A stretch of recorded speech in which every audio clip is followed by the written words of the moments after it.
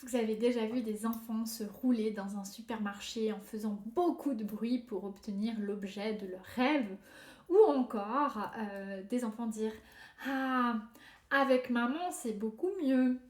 Tout ça, c'est des schémas bien classiques dans l'éducation et on s'en rend compte quand on est adulte très rapidement. Les enfants nous manipulent. Ce mot n'est pas forcément mauvais. En tant qu'humain, on manipule les autres pour atteindre nos objectifs et c'est pas forcément dans un but mauvais. Attention, ça peut juste être dans un but de survie par exemple ou encore de plaisir ou même pour atteindre des objectifs en entreprise, on va parfois être obligé d'entrer dans des manipulations avec les personnes autour, des négociations qui vont avoir justement comme base des composantes émotionnelles, des composantes manipulatives. Mais finalement, est-ce que c'est très différent avec des équipes ou des personnes dans des équipes? Non, en tant que manager, vous êtes très exposé à la manipulation des personnels qui travaillent avec vous et pour vous. Du coup, vous devez bien en avoir conscience que ces personnes-là vont chercher, pour atteindre leurs objectifs professionnels ou leurs objectifs parfois personnels, à vous manipuler de manière à tourner la situation à leur avantage. Ça va par exemple être le cas lorsqu'on a des équipes qui vont vous dire «Ah non, mais ça, on ne peut pas faire, on n'a vraiment pas de moyens». Ça, c'est typiquement, attention, une victimisation où il va falloir regarder est-ce que c'est vraiment vrai ou pas. Donc ne vous laissez pas avoir par juste une déclaration de non-moyens. Ça peut être tout à fait vrai et dans ce cas-là, ça cause vraiment des dégâts dans les équipes. Donc il faut faire attention, prendre cette déclaration au sérieux, mais aller faire une étude fine des demandes, des temps de travail, peut-être proposer des améliorations des processus, des automatisations, etc. Pour pouvoir améliorer la situation. Mais attention, ça peut être aussi parfois juste une manipulation de certains membres des équipes pour ne pas faire plus de tâches, par exemple. Vous allez avoir aussi la manipulation typique avec papa c'est mieux, avec maman c'est mieux. Alors surtout si vous êtes en co-conduite avec quelqu'un qui conduit avec vous, alors là vous pouvez être sûr que dans vos équipes vous aurez des gens qui iront se tourner vers votre co-direction pour demander quelque chose. Si ça ne marche pas, ils vont venir vers vous. Là, la seule solution, c'est la communication. Ça marche aussi au niveau des conseils de direction, qu'on n'aille pas voir le responsable des finances, puis après le responsable du recherche et développement, et on triangule comme ça pour obtenir ce qu'on veut. Ça, c'est très courant en entreprise, très courant dans les équipes. Faites très attention.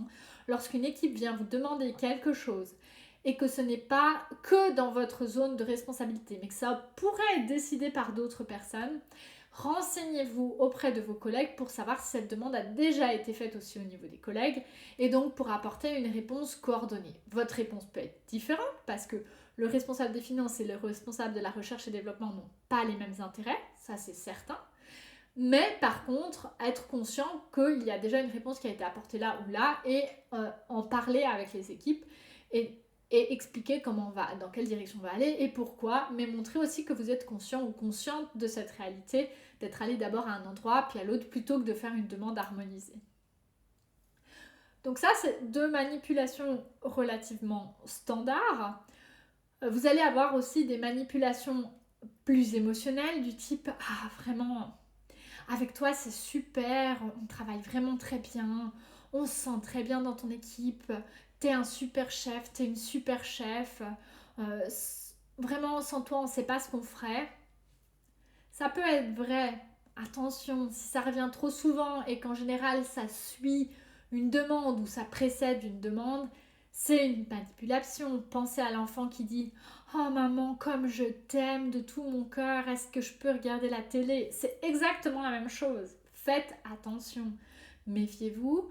Là, on essaye par l'émotionnel de vous amener dans une bonne humeur, un bon mood et de vous faire prendre une décision que vous n'auriez peut-être pas voulu prendre, mais pour pas contredire le fait que vous êtes une super ou un super chef.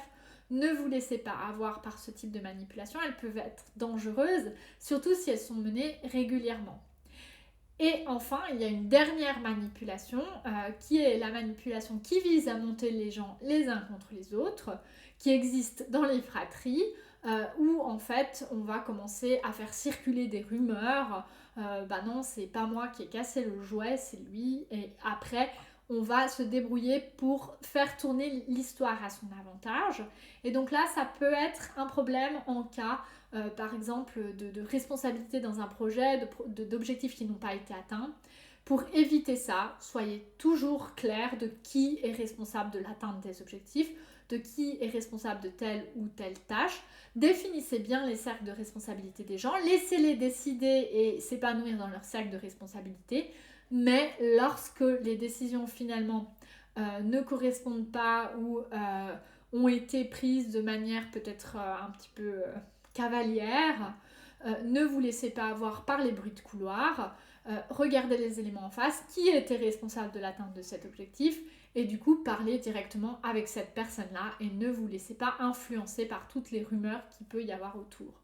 Donc oui, en entreprise, la manipulation est monnaie courante et c'est normal, elle n'est pas toujours dans un mauvais but, mais faites attention en tant que manager, vous avez plusieurs possibilités d'être manipulé. Si vous en voyez d'autres, vous n'hésitez pas à m'en parler.